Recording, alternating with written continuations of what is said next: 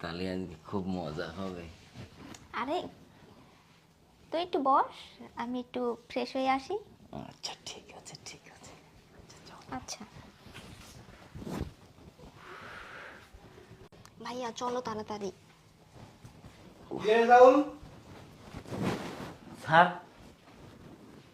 তুই নাকি আমার বোনের সাথে বাজে আচরণ করিস? আরে স্যার না, আমি এই বাসায় আপনার এই রুমে ঢুকছিলাম আপনার বোনের পরিষ্কার করার জন্য। কিন্তু ও তো বললো তুই নাকি ওর সাথে বাজে ব্যবহার করেছিস। কে বলছে স্যার আমি বাজে ব্যবহার করছি? ভাইয়া দেখছো ওর কত বড় সাহস, ও আমার বিছানায় শুয়ে থাকে।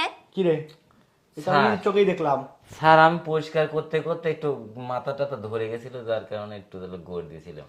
হ্যাঁ তোর গোট দেওয়া রাখ, তুই ওর সাথে বাজে আচরণ কেন করছিস সেটা বল তুই আগে। কিসের তোর গোট দেওয়া? টপিক্সে আয়। আরে স্যার আপনি কি বলেন? আমি এর সাথে বাজে আচরণ করব কেন? আপনারা হলো আমার মালিক। ভাইয়া ও মিথ্যা কথা বলতেছে, ও আমার অনেক দিন ধরে ব্ল্যাকমেল করতেছে। কি রে, ও কি বলতেছে?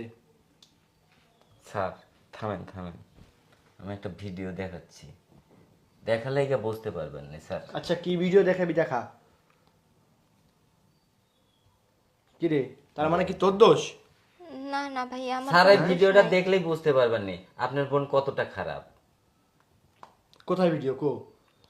কি স্যার, এইখানেই তো ছিল, আপনি ডিলিট করলেন কেন? তুই থাম। ও আমার বোন, ও আমার সব বলছে। ও একটা ছেলের সাথে সম্পর্ক করে ভিডিও করে কথা বলতে লাগছিল, তুই এটা ভিডিও করছিস তাই না? হ্যাঁ, তোর স্যার। এত বড় সাহস, তুই ওইটা দেখে ব্ল্যাকমেল করতে চাস আমার বোনকে? বেয়াদব কোথাকার। সরি স্যার, আমার একটা সরি তুই রাখ, ভুল হয়ে গেছে স্যার। তোর ভুল তুই রাখ। তুই আমার বোনের সাথে বেয়াদবি করছিস, অসভ্য কোথাকার। তুই বের হ আমার বাসা স্যার, থেকে। স্যার, স্যার, এবারকার মতো তুই স্যার, বের হ। স্যার এবারকার তুই মতো এখন আমার বাসা থেকে বের হ। স্যার, স্যার আমাকে ক্ষমা করে দেন স্যার।